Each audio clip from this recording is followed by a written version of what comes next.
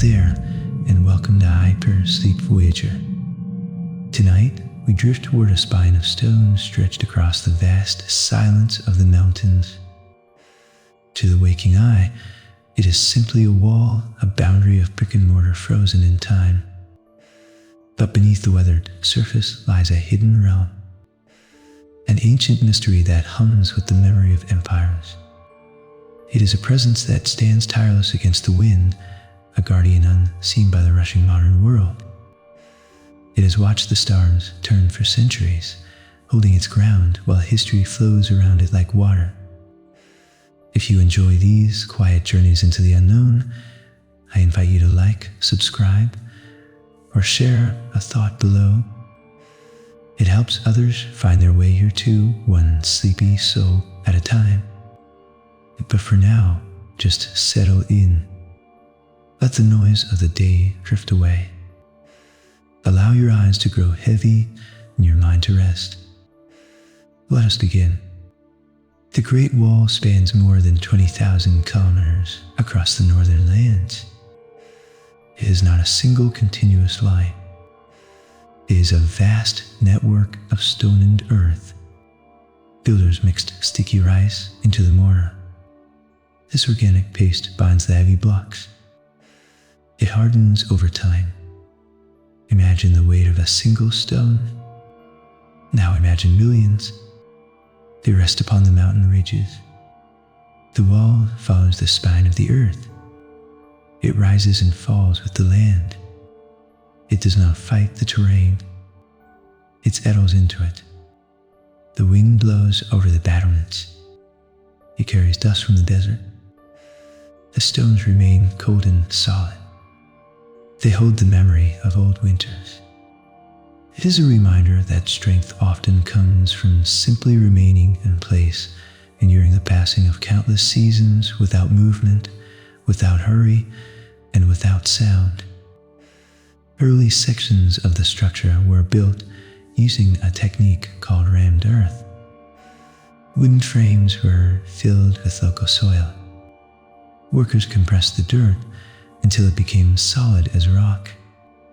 Look at the walls of your own room. They define your safe space. The Great Wall did this for an empire. Layer upon layer was added. The soil was compressed. It was first out. What remains is dense and silent. The sun warms the clay surface. Rain washes over it, but does not penetrate. The wall absorbs the heat of the day. It releases it slowly into the night. It stands against the open sky. It creates a boundary between the known and the unknown. In this sense, we see that safety is built through slow accumulation, one small layer pressing down upon another until the barrier is unbreakable. The top of the wall is wide enough for 5 horses to travel side by side. It functioned as an elevated road. Messages moved quickly above the uneven ground. Close your eyes and breathe. Feel the rhythm of your own pulse. Its end signals through your body. The wall acted in the same way. The watchers lit fires. Smoke rose in straight columns. The signal passed from tower to tower. It moved faster than a runner. It traveled silently across the vast distance. The stones felt the vibration of hooves. Now they feel only the wind. The path is empty. It stretches toward the horizon. It is a quiet artery of stone.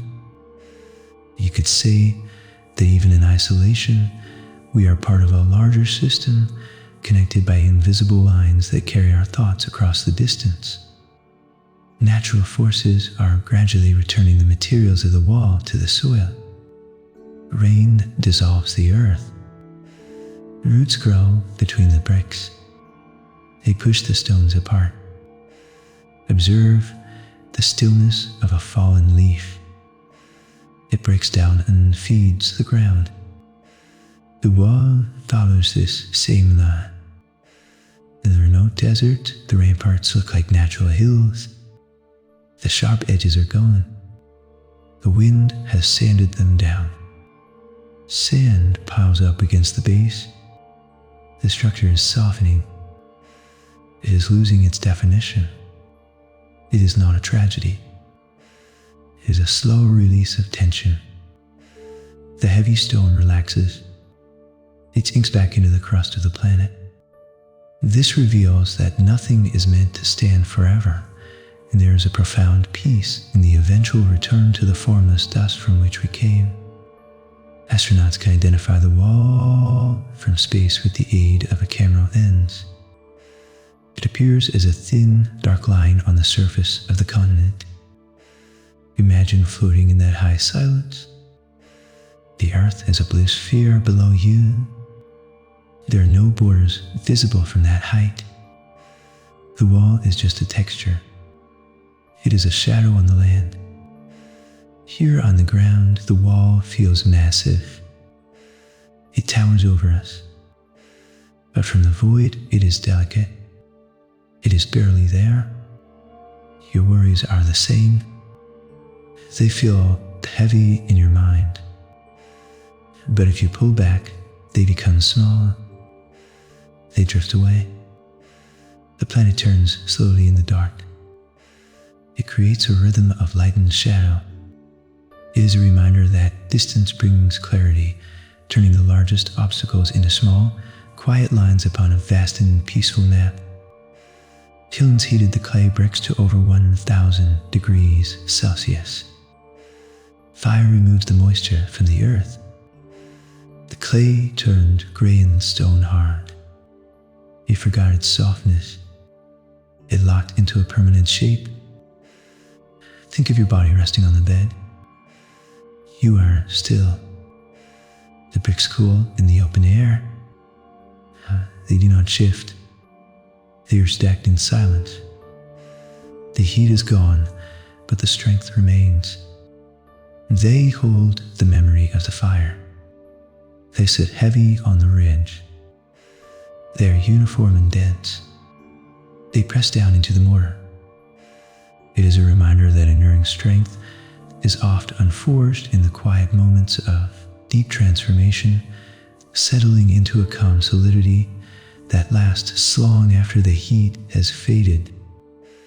The construction of the wall spanned more than 2,000 years of human history. Hands lifted the rough stones. Muscles tensed and released. It was a rhythm of heavy breathing. The sun rose. The sun set. The work was a slow transfer of potential energy moved from the body into the structure. Now the energy rests. It is trapped within the mass of the wall. The stones are heavy with it.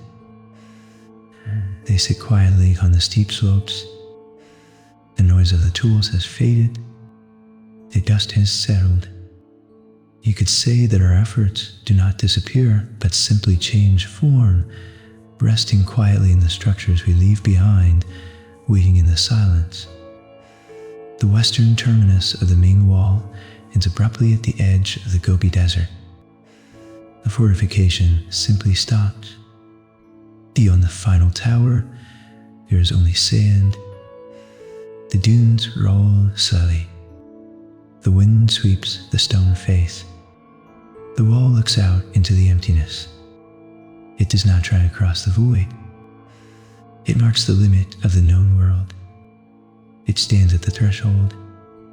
Imagine standing at the edge of a deep sleep. The world behind you is solid. The world ahead is vast and formless. This reveals that there is comfort in limits, for a boundary defines where we are, allowing us to rest within the safety of what is known. Native plant species have grown over large sections of the deteriorating structure. Roots seek out the dark spaces between the bricks. They move with infinite slowness. They anchor themselves in the mortar. The stone yields to the wood. It is a gentle embrace. Green leaves soften hard gray lines. is becoming a garden. It breathes with the season. The wind rustles the branches. The structure is no longer a barrier. It is a trellis for new life. The biology reclaims the geology. It is a reminder that rigidity eventually gives way to softness, and even the hardest surfaces will one day invite the gentle touch of growth. The architecture of the Watchers creates distinct acoustic zones shielded from the wind. Step inside the thick arches. The sound of the outside world fades. The air is still here. The heavy brick absorbs the noise.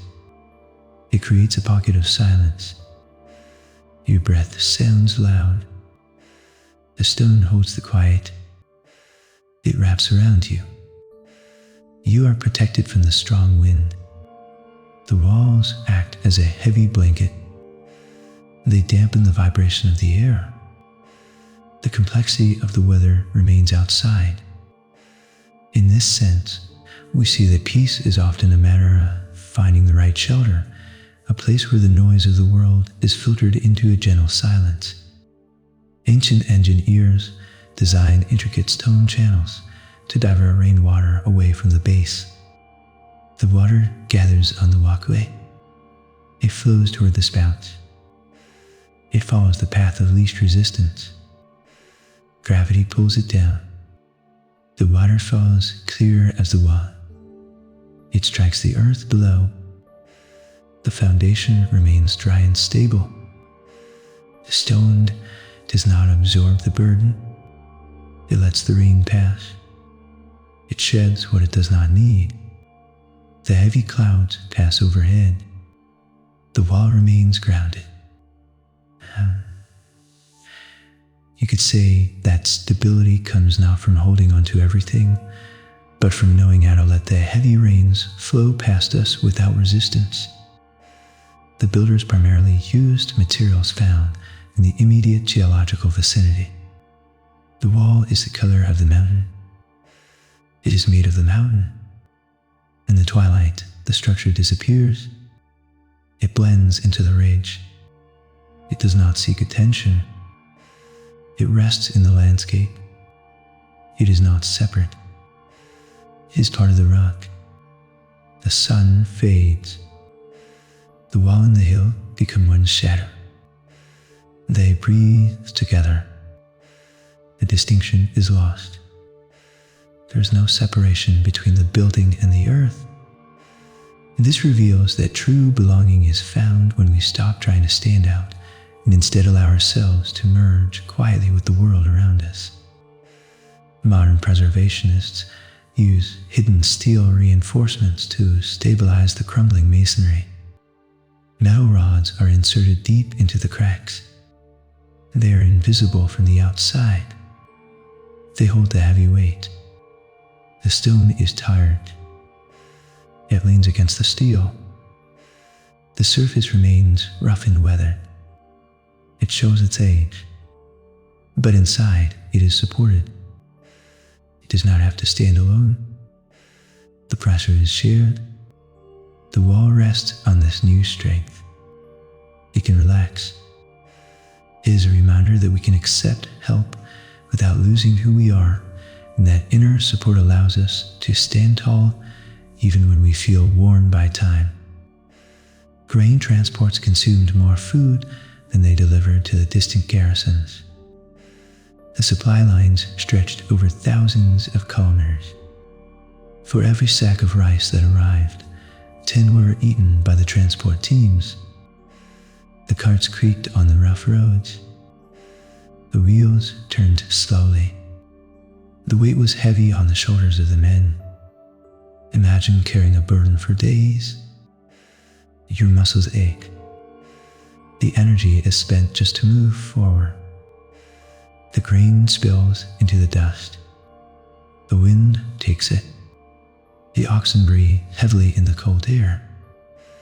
The wall required this constant flow. It absorbed the harvest. It stood silent while the carts arrived. It is a reminder that sustenance requires a vast and unseen effort. and that much of what we pour into the world is simply the cost of remaining upright in the face of time. Historical texts indicate that specific organic matter was mixed into the fuel for signal fires.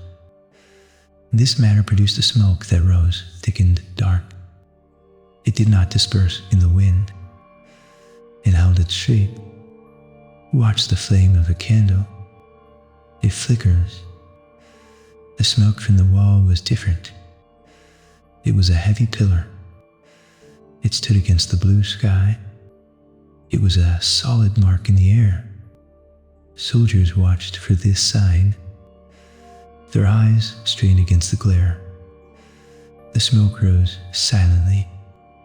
It carried a message without a sound. The ash fell back to the earth. The signal dissolved. In this sense, we see that true communication is oft undense and dark, rising clearly above the noise to be seen by those who are watching for us in the distance. Several planned extensions of the fortification were abandoned before completion. Stones lay scattered on the ground. The foundations were dug but never filled. The work stopped. The tools were packed away. Look at the projects you have left untouched. They sit in the corner of your mind. The wall has these gaps too. The wind blows through the open spaces. There is no barrier here. The earth remains wild. The line is broken. It is quiet. No guard stands watch. The intended path is just a suggestion on the map. It fades into the grass. You could say that perfection is not required for existence, and that there is a quiet dignity in the things we leave unfinished, resting exactly where they cease to be. The notches on the upper parapet act as a wind instrument. Strong air currents pass through the gaps in the brickwork. It creates a low and constant whistle. Listen to the room around you. There is a hum of electricity. The wall hums with the weather. It is a deep vibration. It is the voice of the stone. The air is forced through the narrow spaces. It sings a single note. The pitch changes with the storm. It has sung this song for centuries. There is no audience. The sound simply exists. It drifts down the valley. It is a reminder that even the hardest objects respond to the invisible forces around them, turning the weight of the world into a low and steady sum. The stone blocks undergo thermal expansion and contraction with the changing seasons. The summer heat causes the minerals to swell. Winter frost causes them to shrink. The movement is microscopic. You cannot see it with your eyes, but the wall is moving. It breathes like a lung. Place your hand on your chest. Feel the rise and fall. The wall does this over the course of a year. It inhales the heat. It exhales the cold. The joints move slowly against each other. The structure adjusts its weight. It is never truly static. It responds to the sun. This reveals that to be alive is to change, and even the mountains themselves are dancing slowly to the rhythm of the warming and cooling year. As the sun moves across the sky, the wall casts a long shadow to the north. The shadow stretches out across the grass. It is a dark copy of the wall. It moves silently throughout the day. Watch the shadows in your room lengthen. The light is fading. The wall marks the passing of time on the earth. It is a giant dial. The darkness creeps over the hills.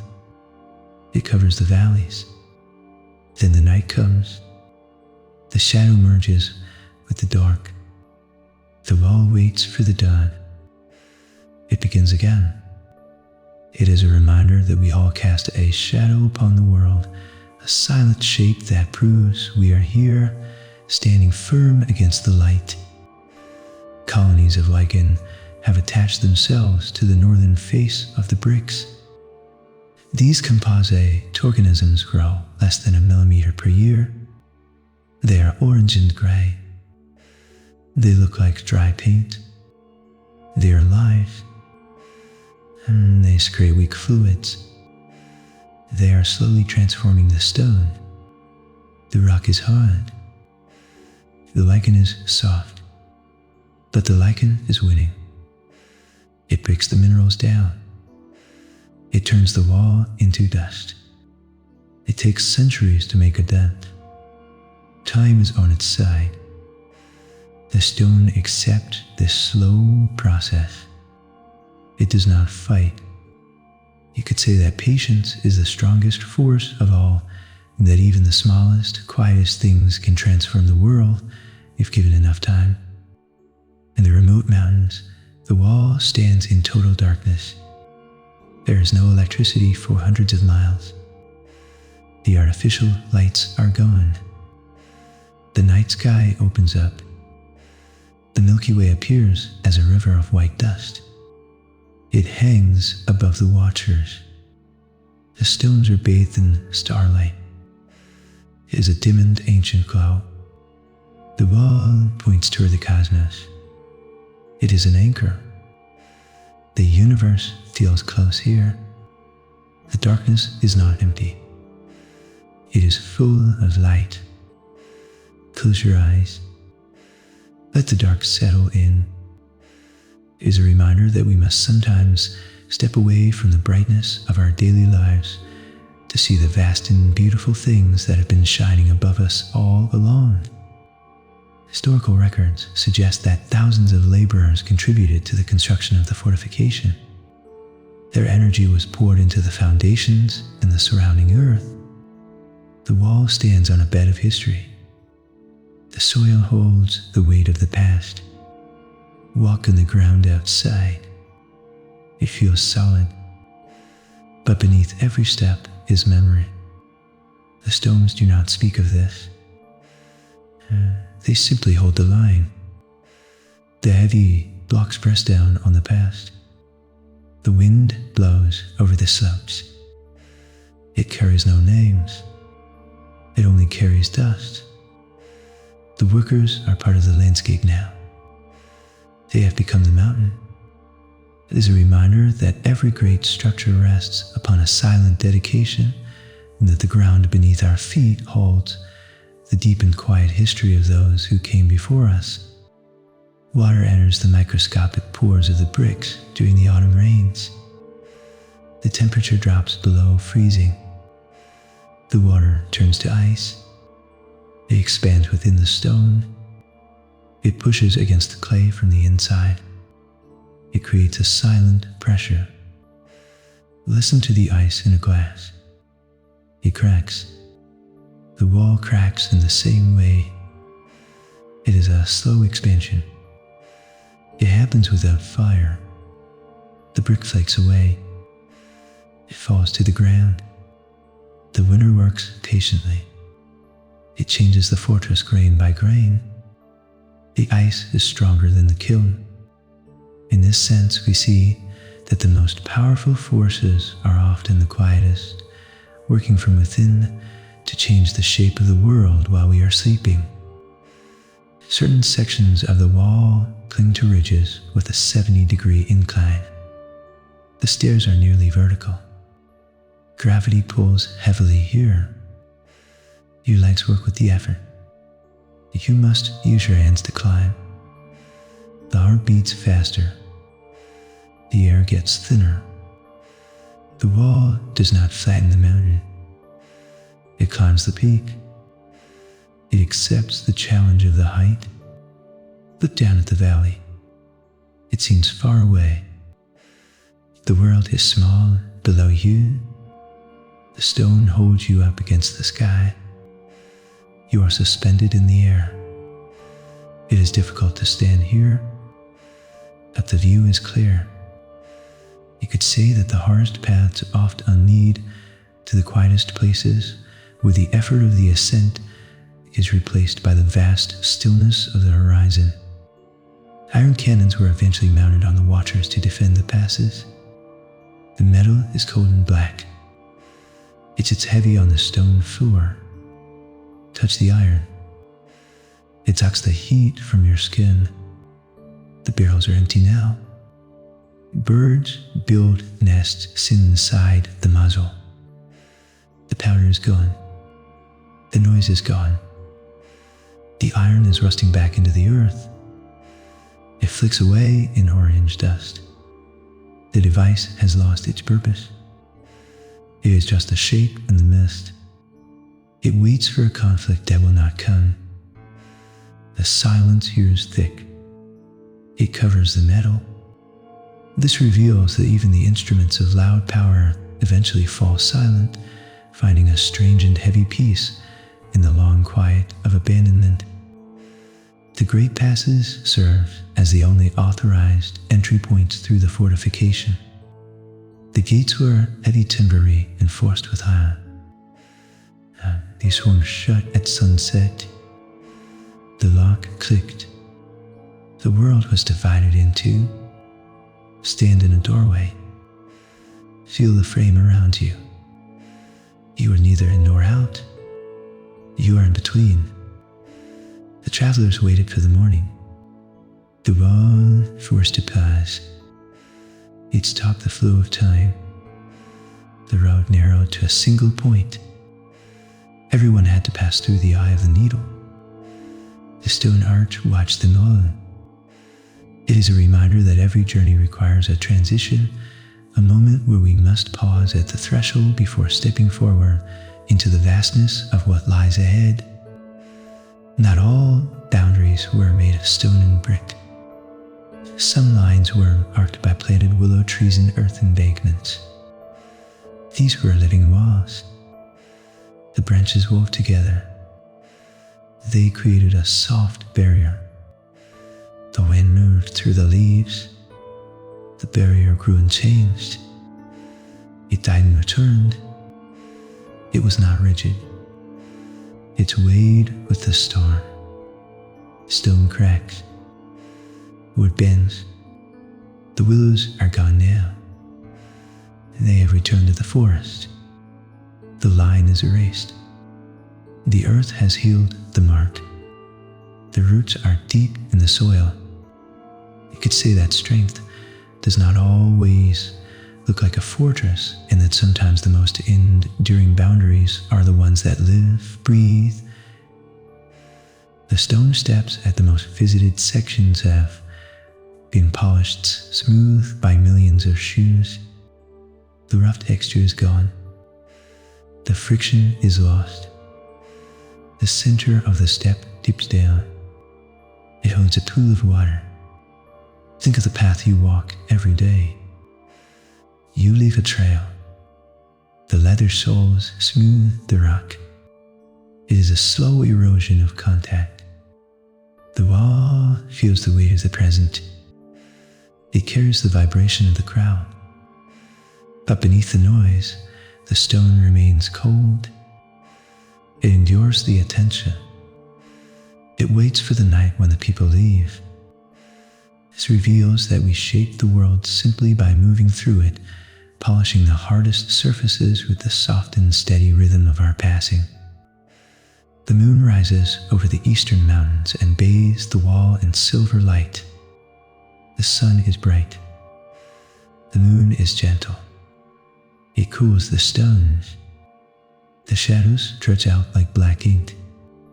They hide the cracks. The wall looks perfect in the dim light. It looks unbroken. The celestial body pulls the tides of the ocean. It pulls the silence of the desert. The wall has watched the moon for centuries. There are two ancient faces staring at each other. There is no sound in this exchange. There is only the light.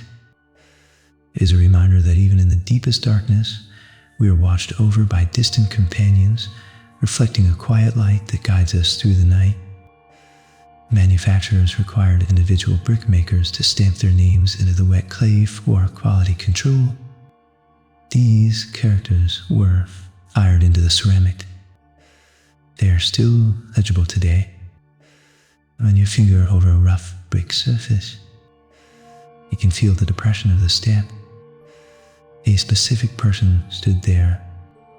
They pressed a seal into the soft earth. The clay recorded the pressure of their hand. Now that hand is gone. The person is dust. But the mark remains solid. It waits for your touch. It bridges the gap of centuries. The connection is physical and immediate. You are touching the memory of a workman. It is a reminder that our actions leave an imprint long after we have departed, and that even the smallest mark can echo through the silence of time.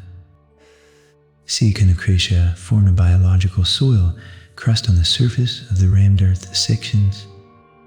These microscopic organisms bind the dust particles together. They create a living skin over the dead soil. Look closely at the ground. It looks like dry moss. It is darkened brown. This thin layer protects the wall from the wind. It stops the erosion.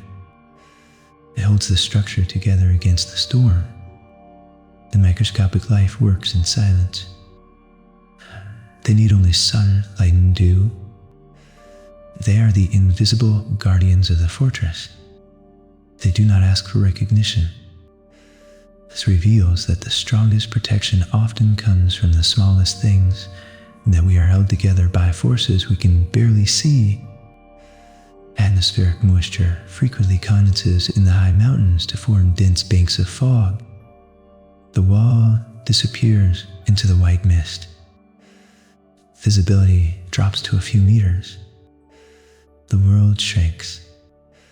You stand on the stones, but you cannot see where they lead. The path ahead is erased.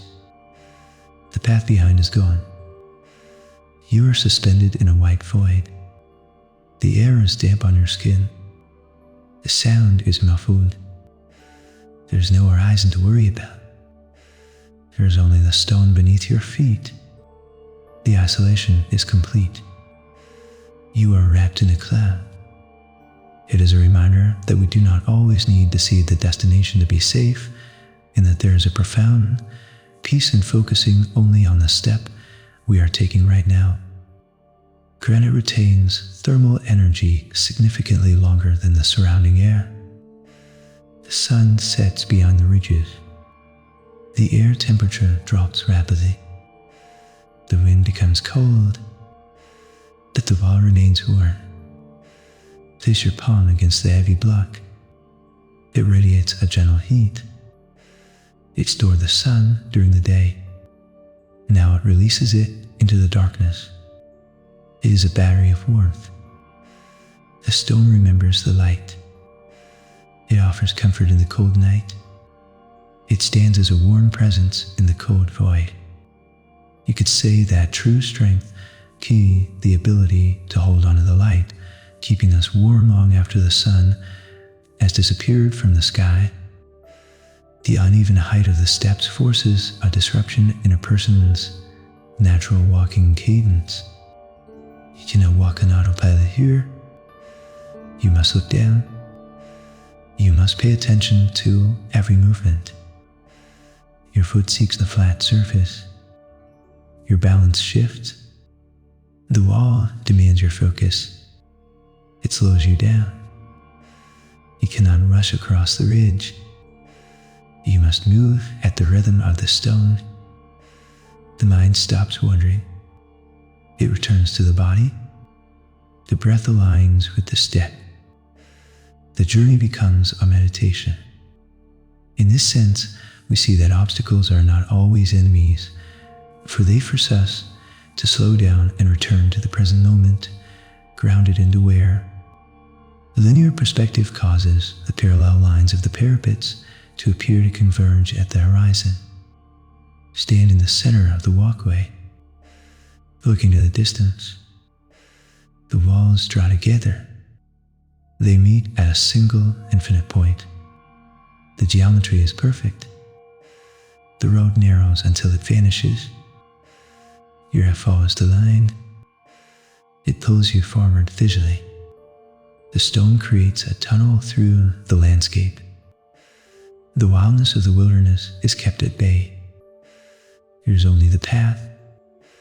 It is simple and direct. It leads to the edge of sight. This reveals that no matter how wide the journey begins, all paths eventually narrow down to a single focus, guiding us toward a quiet unity with the distance. Gravity constantly pulls loose debris from the upper sections down to the base of the wall. Stones detach from the mortar. They tumble slowly down the slope. They come to rest in piles of rubble. This is called a talus. The wall is shedding its skin. The stones do not disappear. They simply change position. They find a new place to sit. They settle into the earth. The tension of the high wall is gone. The stones are at peace on the ground. They are no longer resisting gravity. They have surrendered. It is a reminder that falling is not a loss, but simply a way of finding a new place to rest, closer to the earth that supports us all. The sedimentary rock formations beneath the wall are millions of years older than the structure itself. The wall is a thin ribbon of human time resting on deep geological time. The mountain holds the wall up. The stone of the mountain is ancient and silent. It does not care about the empire. It does not care about the border. It simply exists. The wall is a temporary guest on the spine of the earth. Feel the solidity of the ground. It is the true foundation. The human work is fleeting. The earth endures. You could say that we are all resting on a support far older and stronger than ourselves, held up by the eternal patience of the planet. Genetic studies indicate that plant populations on opposite sides of the wall have developed distinct DNA markers over centuries. The physical barrier blocks the movement of pollen. It stops the wind from carrying seeds across the ridge. The flowers on the north side do not know the flowers on the south. They grow in isolation. Think of a thought you keep to yourself. It grows differently than when you share. The wall acts as a silence between the conversations. The plants adapt to their specific side of the stone. They become unique.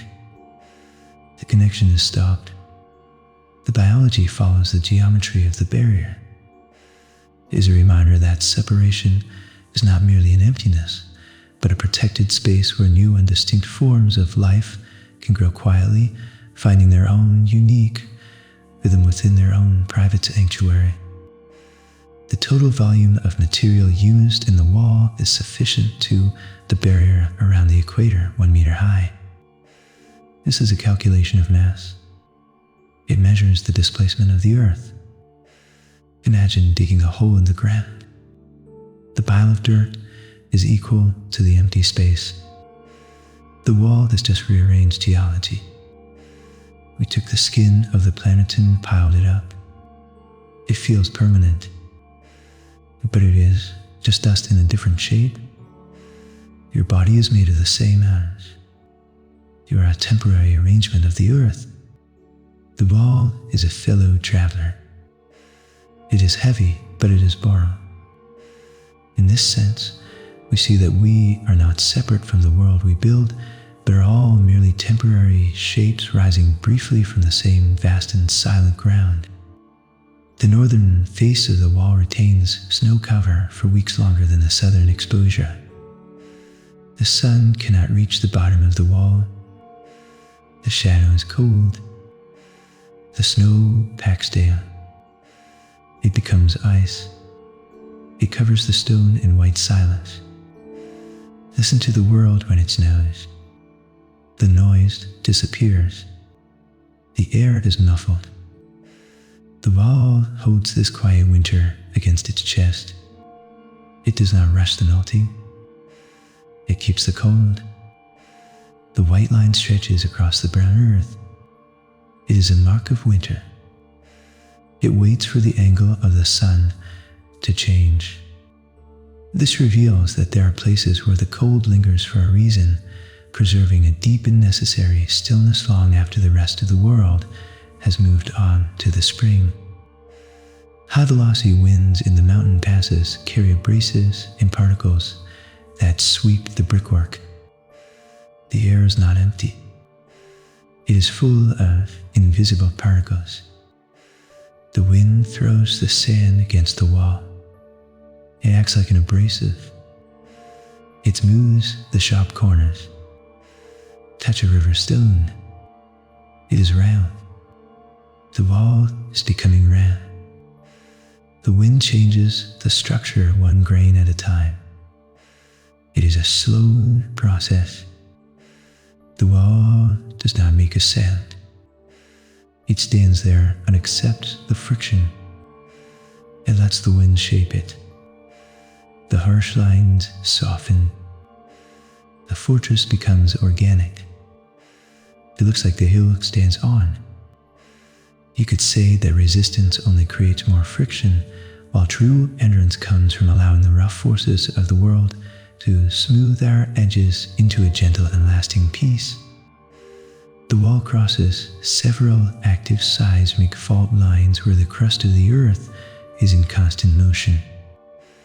The ground beneath the foundation is not stable. It shifts. It trembles. The plates of the planet are shifting together deep below. The wall rides these waves. It cracks. It heals. It settles into the new shape of the land. Feel the floor under your feet. It seems still. But the earth is always moving. We are all floating on a restless ocean of rock. The wall accepts this instability. It does not try to be rigid against the movement. It breaks where it must. It is a reminder that nothing can stand perfectly still forever, and that survival often depends on our ability to shift and settle gracefully when the very ground beneath us begins to move. Ancient star charts were used by builders to align specific watchers with the celestial poles. The builders looked up. They saw the fixed point of the North Star. They laid the stones in alignment with the sky. The wall is a mirror of the heavens. It locks the earth to the stars. When you look up at night, you see the same map. The stars are the anchors. The wall holds onto them. It navigates the darkness. The stone is heavy, but it follows the light. It is a bridge between the dirt and the galaxy. The geometry is sacred. This reveals that even in our heaviest moments, we can align ourselves with things that are higher and more permanent, finding direction by looking up into the vast and silent night. Thermal updrafts created by the heated masonry allow birds of flight to glide without expending energy. The sun warms the stone. The heat dries us. It creates an invisible column of air. Hawks find these currents. They spread their wings. They do not flap. They rest on the rising air. They float above the wall. Watch a bird glide. It is effortless. The wall does the work for them. It lifts them up. The heavy structure creates flight. The stone is grounded, but it gives the sky a shape. The bird watches the line of the wall. It follows the heat. You could say that our burdens can sometimes become the source of our lift, transforming the heavy weight of our history into an invisible force that helps us rise above the ground. The eastern terminus of the wall extends 20 meters out into the Boe Sea. The stone meets the water. The solid line ends. The waves crash against the final blocks. The salt water eats the mortar. The wall meets the ocean. It cannot go further. It dips its head into the tide. Imagine walking into the sea. The weight lifts off your body. The water holds you. The wall feels this relief. The long journey across the continent is over. The dust is washed away. The stone rests in the surf. It is cool and wet. It is a reminder that every long journey eventually reaches a shore where the hard lines of the road dissolve into the softened rhythmic embrace of the endless sea. The concave curvature, certain walls, sections allows sound waves to travel along the surface with minimal loss of energy. This is a phenomenon known as the whispering gallery effect. If you speak softly into the stone, the wall carries your voice. It hugs the curve. It travels to a listener far away. Imagine whispering to someone in the dark. Your breath touches the air. The wall guides the sound. It protects the message from the scattering wind. The stone acts as a wire. The distance between two people collapses. You're standing apart, but your voices are touching. The heavy masonry is sensitive. It listens to the quietest sound. It holds the vibration. It is a reminder that even when we are separated by great distances, there are invisible curves in the universe that guide our words safely to the ones who need to hear them most. Carbon dating of organic reed mats sandwiched between the rammed earth layers reveals the exact timeline of construction. These plant fibers were cut thousands of years ago. They were laid out in the sun to dry. Then they were buried. They have been in total darkness ever since. They are held between the heavy soil. Think of a letter you wrote and hid in a box. It sits there while you grow old. The reeds are perfectly preserved. They hold the atmosphere of an ancient summer. The air they breathe is locked in their cells. The wall protects them from decay. They are sleeping in a time capsule of clay. This reveals that the things we bury deep within ourselves are not lost, but are simply waiting in the quiet dark, preserved perfectly until the light returns to find them. The prevailing westerly winds carry millions of tons of abrasive dust against the fortification. Every year, the wall is evaporating. The wind strikes the clay. It turns the solid wall back into airborne dust. You watch a cloud dissolve in the sky. The wall is dissolving too. It is just happening very slowly. The particles float away. They join the atmosphere. The heavy barrier becomes a light mist of sand. It travels over the ocean. It settles on distant lands. The structure is losing its form. It is unbinding itself. It is returning to the flow of the world. In this sense, we see that letting go is a natural process, and that there is a kind of freedom in slowly releasing our heavy shape to the wind that blows around us. The specific capacity of the granite blocks allows the structure to store thermal energy long after sunset. The air turns cold. The wind touches the skin, but the wall remains warm to the touch. It holds a ghost of the sun. Lean your back against a sun-warmed wall. You feel the heat enter your spine. It is a steady comfort. The stone balances the cold for you. It releases its energy slowly. It is not worth the warmth. It gives it back to the night. The darkness surrounds the ridge. The wall glows with invisible heat. It is a stable presence. You could say the truth Generosity is the ability to absorb the light when it is present and to share that warmth quietly with the world when the darkness finally falls. At the highest elevations of the fortification, the atmospheric pressure drops and the oxygen levels decrease. The air is thin. Your lungs must work harder. You cannot run. You must time your breath with your movement. Inhale. Step.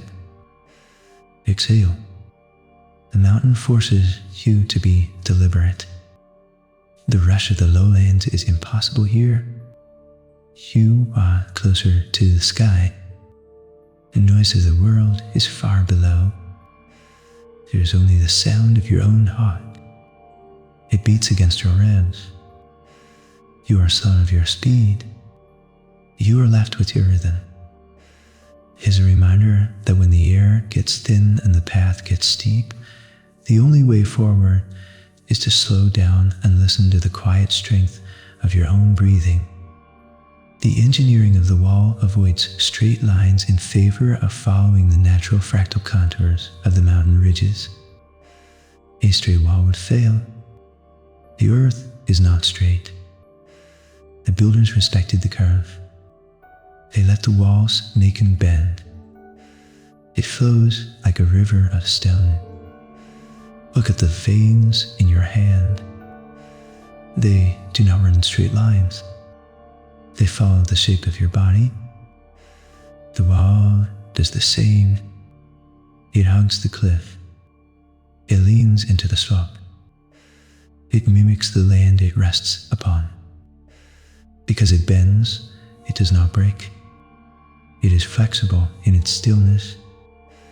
This reveals that the surest way to endure the challenges of the landscape is not to force a rigid path, but to bend gracefully with the contours of the reality beneath our feet. The angle of incidence sunlight at dawn illuminates the eastern face while leaving the western face in deep shadow. The sun breaks the horizon. A line of gold light hits the gray stone. The wall wakes up. The cold blue of the night retreats. The stone warms. The texture of the brick stands out. Every crack catches the light. The darkness runs down the mountain. The wall is divided between night and day. It stands at the intersection of time. It holds the light up high. The valley is still sleeping. The wall is the first to see the morning. You could say that if we stand tall enough and face the right direction, we will always be the first to catch the warmth of the new day rising.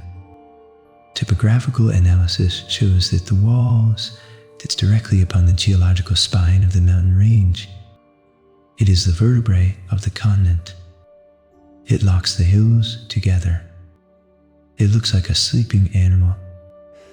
It is heavy and dormant. The earth breathes beneath it. The wall rises and falls with the land. It is not an outsider. It has become the backbone. It supports the sky. Feel your own spine. It holds you upright. It is a column of bone. The wall is the same. It is the structure that holds the landscape in place. It is a reminder that we are all supported by a deep and ancient strength, a hidden spine that runs through the world and keeps us steady through the turning of the ages. The spacing of the signal towers was determined by the limit of human vision. Builders tested the air. They measured the clarity of the atmosphere. Each tower sits at the exact edge of sight from the last. Stand on a peak. Look for a friend in the distance. They are a small dot. That you know they are there. The wall links these dots. It is a chain of vision. The soldiers watched the empty air. They trusted the next tower. They did not need to shout. They only needed to be seen. The line of sight held the empire together. It cut through the silence of the mountains.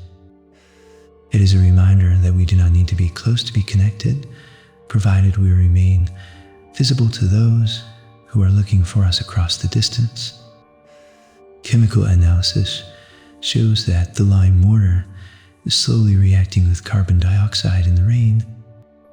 The sky is dissolving the bond. The rain falls softly.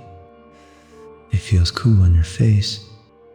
It seems harmless, but it carries a hidden nature. The water runs down the gray stone. It takes a microscopic layer of calcium with it. The wall is releasing. It flows into the soil. The white streaks are the essence of the structure. It is leaving the mountain. It returns to the water cycle. The hard bonds softens. The grip releases. It is not a sudden end. It is a gentle washing away. In this sense, we see that even the strongest bonds eventually loosen, allowing the separate parts to return quietly to the flow of the universe. The upper surface of the roadway consists of 3 layers of brick fired at different temperatures. The hardest bricks are on top. They took the impact of the wheels. Imagine the sound of a heavy cart. The wood meets the stone. The vibrations travel down into the earth. Your feet strike the pavement. The ground pushes back. The wall supported the weight of armies. It did not yield. It offered a flat back to the burden. The path remains. The traffic is gone. The silence has returned to the road. The bricks are polished by the history of movement. You could say that our purpose is often simply to provide a steady surface for others, bearing the weight of their journey without asking where they are going. The vertical faces of the stone create a hard boundary for acoustic waves, called into the valley. Your voice leaves you. It travels through the air. It hits the gray wall. The wall throws it back. You hear yourself a second later. The sound is fainter. It is a ghost of your voice. The mountains are listening. They answer with your own words. The silence is broken and then repaired. The echo fades into the wind. The stone remains still. It only reflects what it receives. It acts as a mirror for sound. It is a reminder that the world often gives us back exactly what we send out, and that our own energy eventually returns to us from the quiet distances. Square holes are visible in the masonry at regular vertical intervals known as pit-log holes. Timber beams once fitted here. They supported the wooden platforms. The workers stood on the wood to build the stone. The wall rose up. The job was finished. The wood was removed. The holes remain. They are marks of construction. They are empty pockets of shadow. Pit-log holes are reminders. Put your hand inside. You feel the cold space where the support used to be. The structure stands alone now. It remembers the help it had. It does not hide the method of its making. This reveals that we all carry the marks of what helped us rise, and there is no shame in showing the empty spaces where we once leaned for support. The windward side of the parapet shows significantly more erosion than the leeward side. The north wind carries ice crystals. It blasts the stone face. It strips the surface away. The south side is sheltered. The bricks there are sharp and defined. Stand behind a high wall in a storm. The wind howls above you. You are in a pocket of calm. The wall takes the force for you. It faces the gale. It absorbs the energy of the weather. One side is rough. The other is protected. But where is the cost of safety? It is a reminder that we often preserve our softest parts by turning a hardened, weathered face toward the storm that blows against us. Cross sections of collapsed areas reveal that the interior is a loose mix of rubble and gravel. The inside is loose stone. The builders hid the core. They encased the looseness in order. Look at the wall from the outside. It looks solid. It looks uniform. But inside, the pieces are random. They are held together by the shell. We are built the same way. We present a calm face. Inside, our thoughts are scattered. The rubble supports the structure. The looseness gives it mass. It works together. You could say that we, to be perfect on the inside, to be strong, provided we have a boundary that holds all our scattered pieces together. The most remote sections of the wall have dissolved almost entirely into the ridgeline. The bricks are gone. There is only a slight rise in the earth, a faint line in the grass. Walk along this ghost path.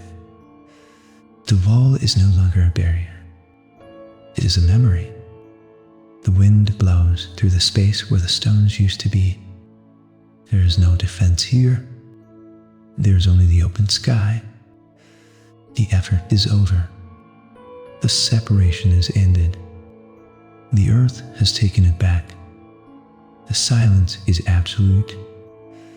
It is a gentle air sewer. It is a reminder that in the end, all walls fall down, and we are left standing together in the vast and unbroken field of the world. Structural engineering relies on the coefficient of static friction between the stone blocks to maintain stability. The mortar serves only as a cushion. The true strength comes from the weight itself. Gravity pulls each stone downward. It locks them into a tight hold. Feel the weight of your body on the mattress. Gravity holds you there. It is a constant force. The wall does not need to glue itself together. It simply needs to be heavy. The stones trust the earth. They settle against one another. They do not slip. The friction is a silent handshake. The heavier the burden, the tighter the bond becomes. It creates a unity of mass. It is a reminder that we do not always need to force a connection, for often the weight of our shared experience is enough to hold us safely together in the dark. The concave shape of the surrounding valleys creates a natural acoustic amphitheater. Sound waves reflect off the hard canyon walls. It bounces between the cliffs. The walls, it's in the center of this echo chamber. Listen to the silence of your room. It is not empty. It is a pause between sounds. The soldiers heard the wind before it arrived. They heard the thunder roll down the pass. The mountains amplify the world. The stone catches the noise. It holds it for a moment. Then it lets it go. The vibration fades into the air. The valley returns to stillness. In this sense, we see that true peace is not the absence of noise, but the ability to let the echoes of the world fade away until only the silence remains. Birds migrating across the continent deposit seeds from foreign ecosystems onto the parapets. A plant from the south grows on the northern wall. It does not belong here, yet it thrives. It finds a crack in the brick. It puts down a white root. The wind does not care about borders. Biology ignores the map. See the dust motes floating in your lamplight. They travel freely. The sea dressed in the mortar. It drinks the rain. it becomes part of the defense. The stone protects the newcomer. The wall becomes an nursery for the traveler. It shelters what it was meant to exclude. You could say that boundaries are only illusions, and that life will always find a way to cross the line and find a home in the most unlikely of places. The mineral composition of the local stone causes the wall to change color depending on the humidity. Dry air makes the stone look pale and gray. Rain turns it dark and heavy. Iron deposits rust and turn orange. The wall is a chameleon. It reflects the atmosphere. Look at the shadows in the corner of the room. They shift when you move. The wall shifts with the weather. It is never the same object twice. It responds to the moisture. It darkens with the storm. It fades in the sun. It is a reactive surface. The stone is alive to the elements. It wears the weather like a skin. This reveals that nothing is truly fixed, and even the heaviest objects in the world are constantly changing their nature to match the atmosphere around them. In the precipitous mountain sections, the builders did not dig foundations, but laid stones directly onto the bedrock. The wall is fused to the crust. There is no separation. The rough rock meets the cut stone. They lock together like interlocking parts. Feel the floor beneath your bed. It rests on the beams. The beams rest on the earth. You are connected to the core of the planet. The wall accepts the shape of the mountain. It does not try to flatten the peak. It builds upon what is already there. It uses the natural strength of the granite. It rises from the source. It is a reminder that the most stable structures are those that do not fight the ground, but simply rest their full weight upon the ancient strength that is already waiting to support them. Iron clamps used to reinforce the masonry are subject to a chemical process known as oxidation. Oxygen bonds with the metal. The iron turns to rust. It expands. It turns right down the gray face of the wall.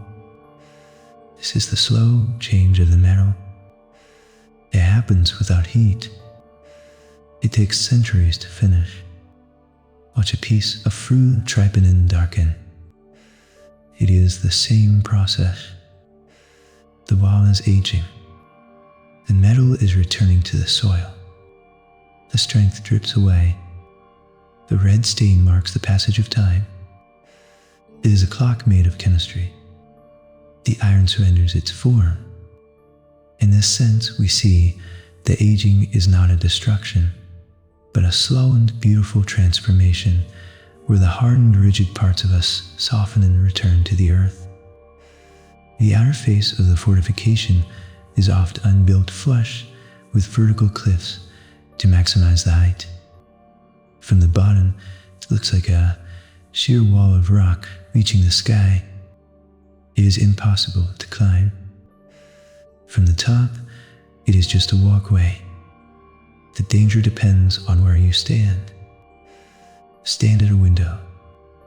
The glass protects you. Outside is the wind. Inside, the wall creates this duality. On one side, it is a steepness. On the other, it is a road.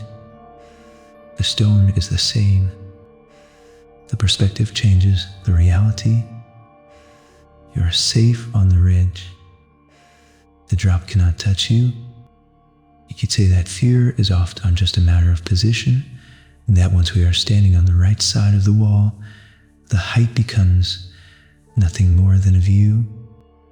Hydrodynamic forces at the coastal term cause the stone to erode faster than the wind-swept sections.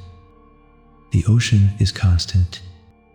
The waves strike the base every few seconds. They have done this for 500 years. The stone is smooth and round. It looks like a polished bone. The water takes the sharp edges away. It soothes the rock. Listen to your own breathing. It is a tide, and undoubt, the wall breathes with the sea. It is being washed clean. The history is washed away by the salt. The structure ends here. It meets the infinite water. There is nowhere left to go. And this reveals that every great effort eventually meets a force greater than itself, allowing us to finally lay down our burdens, then dissolve into the rhythm of the deepened endless sea. The embers was on the watchers are flared inward and narrow outward. This geometry allows an archer to look in a wide arc while presenting a minimal target to the outside. Stand behind the gray stone. You can see the whole valley. The valley cannot see you. You are hidden by the angle. The stone protects your body. It exposes only your eye. The design is precise. It controls the line of sight. It creates an asymmetry of power. You are safe in the dark. The world is bright outside. It is a reminder that true perspective requires a protected place to stand, allowing us to see the world clearly while keeping our own openness safe. In many rural villages, the houses are built from great wall bricks. The empire collapsed. The wall lost its authority. Farmers took the stones. They carried them down the mountain. They built enclosures and fences. The grand fortification was dismantled. It became a hearth. It became a home. The symbol of defense was turned into shelter. The gray bricks are the same.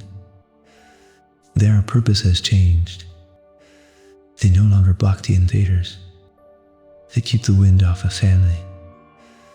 And this reveals that nothing is sacred forever, and that the materials of our past defenses can always be transformed into the warm and living structures of our present. Historical records describe the planting of thorny gujup trees in wide belts outside the wall. These were not for shade. They were a biological wire. The thorns were sharp and dense. They slowed the horses. They caught the clothes. The wall had a living layer of resistance. The plants grew wild. They did not need repair. They waited for the approacher. The defense extended into the soil. The roots held the earth. Thorns held the line. You could say that sometimes the most effective barriers are the ones that grow on their own, wild and sharp, protecting us without the need for constant attention. Inside the guard towers, faint carvings can be found on the walls. Soldiers scratched their names into the plaster. They drew simple figures. They marked the days. These men were born. They were cold. They were far from home. The empire is gone. The generals are forgotten. But the scratch of a lonely boy remains. Run your hand over the rough wall. You feel the boredom. You feel the waiting. The human need to leave a mark is stronger than the stone.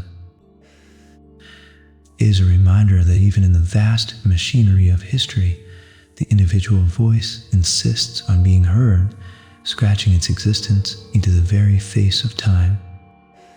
The wall creates a permanent visual boundary between the agricultural south and the nomadic north. Stand on the parapet. Look south. You see fields. You see grants. Look north. You see wild grass. The wall is the line between two worlds. It is the edge of the garden. The wild wilderness begins at the brick. balance here. The mind feels the difference. One side is tame, the other is wild. The raw holds back the wild. In this sense, we see that civilization is a fragile island defined entirely by the boundaries we draw against the vast and unruly wilderness that surrounds us. The watchers are frequently struck by lightning during summer storms. They are the highest points on the ridge. The electricity seeks a stone. It arcs in the clouds. The brick cracks rapidly. The heat vitrifies the clay. It turns to glass. The wall acts as a conduit for the mountain. It draws the energy. It takes the impact for the hill. The storm leaves a dark mark. The stone remains standing. It accepts the energy. It is a reminder that if you choose to stand tall and rise above the surroundings, you must be prepared to endure the energy that inevitably comes from the vast sky. There are no natural water sources on the high ridges where the wall stands. Every drop of water had to be carried up from the valley. Soldiers relied on the porters. The jars were heavy. The path was steep. If the supply line broke, the fortress ceased to function. The stone was strong, but the men were human. They waited for the water. Their throats were dry. The wall could not save them from thirst. This reveals that even the most impregnable defense has a hidden need, and that our strength is always dependent on the quiet, steady flow of nourishment from the world below. Many watches were constructed without doors on the ground floor. Access was only possible via a retractable ladder. The ladder was pulled up. The tower became a sealed box. The soldiers were safe inside, but they were also enclosed. There was no exit. They sat in the stone room. The opposing force gathered below. The safety was absolute. The isolation was absolute. They were cut off from the earth. They floated in the masonry. You could say that total security often comes at the price of freedom, and that to be truly safe, we must sometimes pull up the ladder and accept the quiet confinement of our own defenses. Archaeological surveys indicate that the wall is actually a series of disconnected segments rather than a single continuous line. There are gaps. There are breaks. The form is cut into pieces. Stand in the space between two sections. The wind blows through the opening. There is no barrier here. The energy flows freely. The wall starts. It stops. It begins again. It moves across the landscape like a fragmented thought. It is not perfect. It does not need to be whole to exist. It rests in fragments. It is a reminder that continuity is often an illusion, and that the pauses in our history are just as important as the moments where we stand solid against the sky. The mortar used in the western sections contains almost no moisture, relying instead on rice-stack geometry. The stones are puzzled together. They lock in place. There is no glue. There is only balance. Lean two cards against each other. They stand up. The wall stands on this principle. It relies on the shape of the rock. If one stone moves, the wall adjusts. It is a flexible system. It is held together by gravity and friction. It does not resist the earth. It sits loosely upon it. This reveals that we do not always need a binding force to hold us together, for often the simple geometry of our shared weight is enough to keep us standing. During the winter solstice, the sun rises at an angle that aligns aligns perfectly with specific embers' words. The light flows through the small window. It hits the floor in a perfect square. The rest of the tower is dark. The beam is solid. It looks like you could touch it. Dust motes dance in the shaft.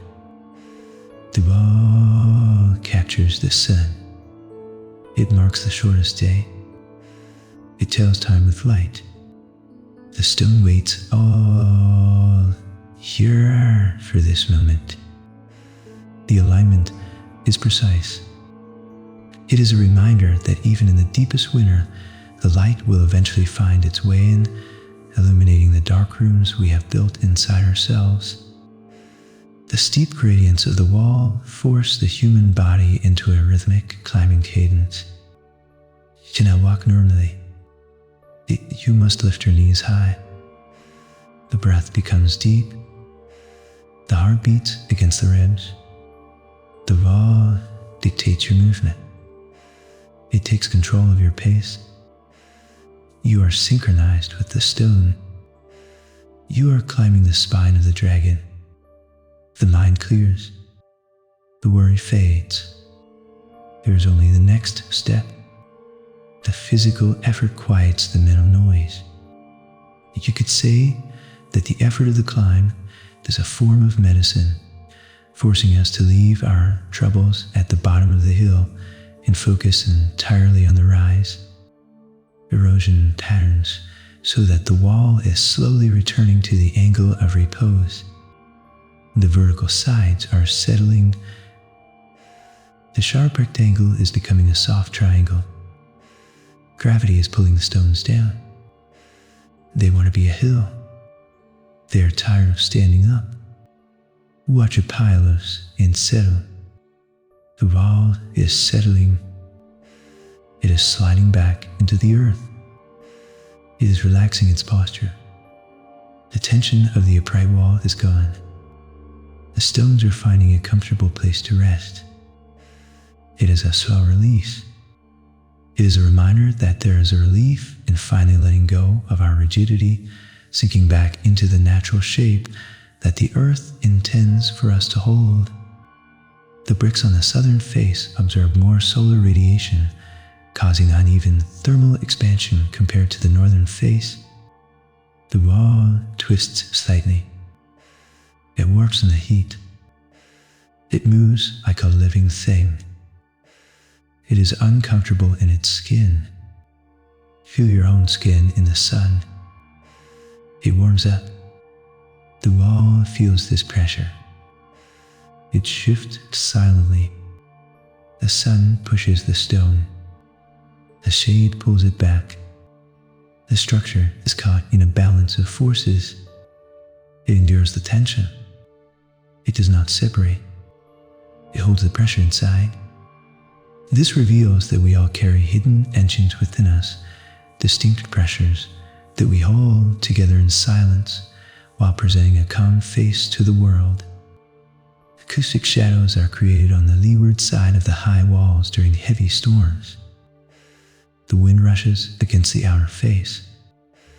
It hits the stone. It goes up and over. But down at the base, the air is still. You can light a candle here.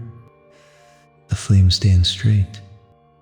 The turbulence is just 1 meter away. But the wall stops it. It creates a pocket of vacuum. It protects the silence. You are hidden from the gale. The stone takes the force. It is a reminder that peace is often just a matter of finding the right barrier to stand behind, letting the heavy things of the world block the wind so we can finally rest. The sheer mass of the wall creates a microclimate that delays the frost in the immediate soil. The ground near the wall stays warm. Seeds survive the winter air. The stone acts as a heater. It protects the life at its feet. Look at the base of a tree.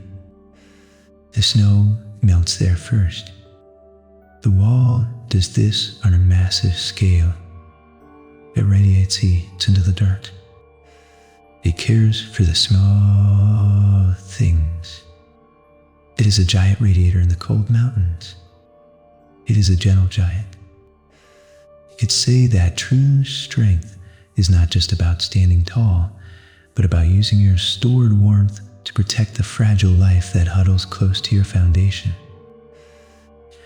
The cross-section of the wall forms V8, wider at the bottom than at the top.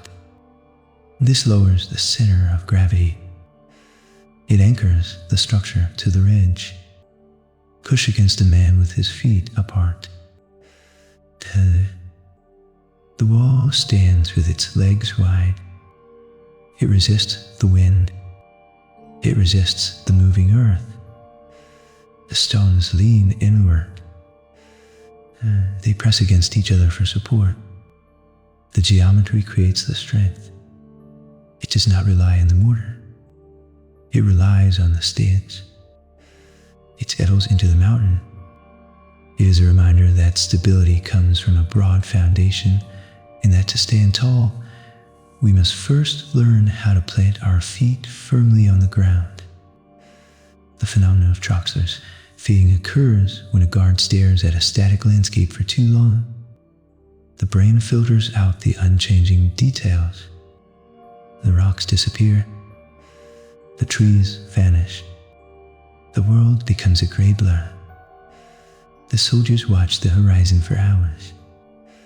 The emptiness played tricks on their minds. They saw movement where there was none. They missed a movement that was real. The eye became tired of the sameness. The mind sought a pattern. The watchfulness faded into a trance. In this sense, we see that attention is a fragile thing, and that even the most focused watchfulness can dissolve into stillness if we do not blink and refresh our view. Hidden doors were constructed in the deepest recesses of the wall, known as sally ports. They are invisible from the outside. They look like solid brick, but from the inside, they open. Scouts slipped out into the darkness. They moved like shadows. They gathered information and returned. The wall was not just a shield. It was a filter.